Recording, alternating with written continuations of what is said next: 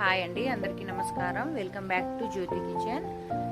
ఈరోజు మామిడికాయ పచ్చడి ఎలా తయారు చేసుకోవాలనేది వీడియోలో చూపిస్తానండి. మీరు గనుక నేను చేసినట్టుగా ఇంట్లో ట్రై చేయండి, చాలా పర్ఫెక్ట్గా వస్తుందండి. మనకి సంవత్సరం కూడా నిల్వ ఉంటుంది. ఈ సైజులో మామిడికాయలు తీసుకోవాలండి. మామిడికాయలకి మంచిగా వైట్ క్లాత్ తీసుకొని శుభ్రంగా తుడిచేసుకోవాలి. గిన్నెతో నేను 4 గిన్నె మామిడికాయలు తీసుకున్నానండి. మీరు ఏ సైజ్ గిన్నె అయినా తీసుకోవచ్చు, మీ ఇష్టం. నేను ఈ సైజ్ తీసుకున్నాను.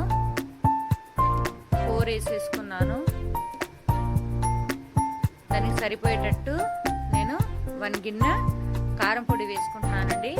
ఇక్కడ నేను మెంతులు 200 గ్రామ్ తీసుకున్నానండి. జీలకర్ర 200 గ్రామ్ తీసుకున్నాను, వేయించి పొడి చేసుకున్నానండి. మెంతులు, జీలకర్ర. ఆవాలు 150 గ్రామ్ తీసుకున్నాను. పచ్చి ఆవాలే నేను పొడి చేసుకున్నాను.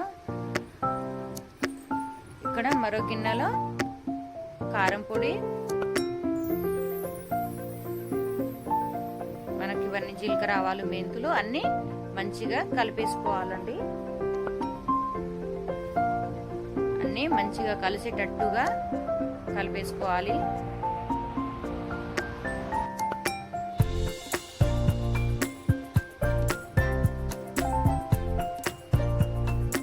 అలా నేను చెప్పిన విధంగా కలిపేసుకోండి. మంచిగా కలిసిపోయాయండి.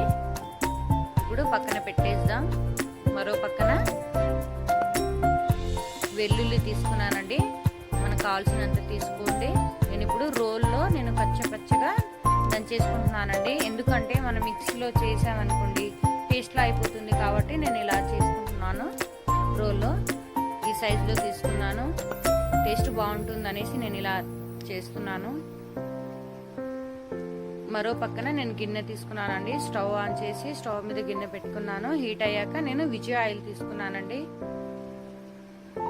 విజయ ఆయిల్ పల్లీల నూనె మనకు బాగుంటుంది, తొక్కు, కాబట్టి నేను అది చూస్ చేసుకున్నాను. ఆవాలు తీసుకున్నాను. ఆయిల్ హీట్ అయ్యాక మిరపకాయలు తీసుకున్నాను. ఎండు మిరపకాయలు కొన్ని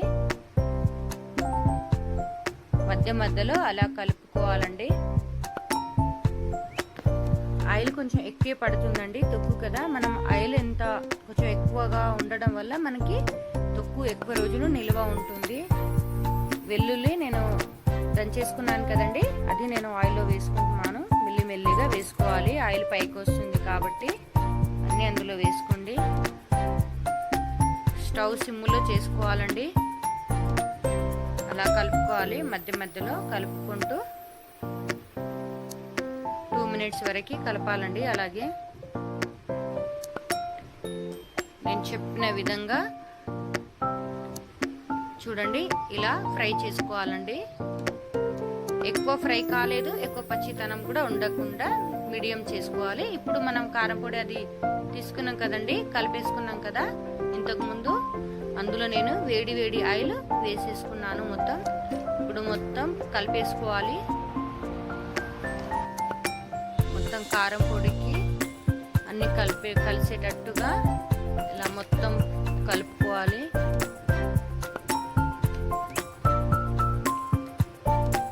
కలిసిపోయిందండి.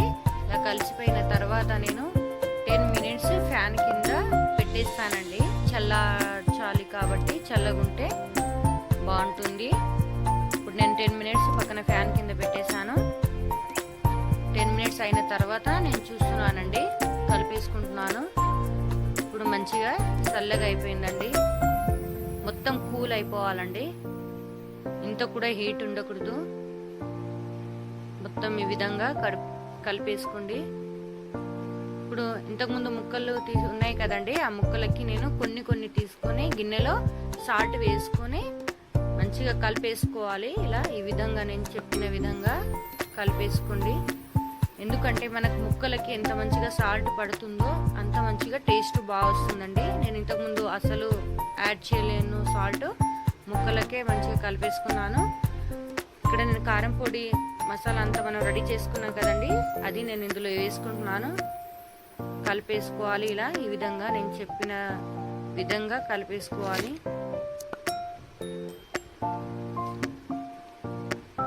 మొత్తం కలిసిపోయింది. మళ్ళీ ఇంకోసారి సెకండ్ టైం సేమ్ అలాగే మనం ముక్కలు తీసుకున్నాను, అందులో సాల్ట్ వేసానండి. సాల్ట్ వేసి మళ్ళీ నేను అలా కలుపుకుంటున్నాను. ముక్కలకి మంచిగా మసాజ్ చేసుకోండి, జస్ట్ 2 minutes బాగుంటుంది. ఈ కారం పొడి వేసుకుంటున్నాను, అందులో మంచిగా ఇలా కలిపేసుకోవాలి. మనం ఎంత మంచిగా చేతులతో కలిపితే మనకు టేస్ట్ బాగుంటుందండి. ఈ విధంగా కలుపుకోవడం వల్ల ముక్కలకి మంచిగా కారం పొడి అంతా పడుతుంది. మనం గరిటెతో చేసామనుకోండి సరిగా కలవదు, కాబట్టి ఈ విధంగా చేయండి, చాలా బాగుంటుంది టేస్ట్. ఇప్పుడు నేను 3 days వరకు పక్కన పెట్టేస్తున్నానండి, మూత పెట్టేసి. 3 days అయిన తర్వాత తీసి చూద్దాం. ఇప్పుడు మంచిగా ఆయిల్ పైకి వచ్చేసిందండి, మసాలా మొత్తం ముక్కలకి పట్టేసుకుంది. ఇప్పుడు మనకి ఎక్కువ రోజులు నిల్వగా ఉండాలి అనుకుంటే మనము కాంచ సీసాలో వేసి పెట్టుకోవాలండి, వాటర్ తగలకుండా జాగ్రత్త చూసుకోవాలి. అంతేనండి, మామిడి తొక్కు రెడీ అయిపోయింది. మీరు ఇంట్లో ట్రై చేయండి, నేను చేసిన విధంగా చేసి చూడండి. టేస్ట్ ఎలా వచ్చింది అనేది కామెంట్ బాక్స్లో తెలియచేయండి.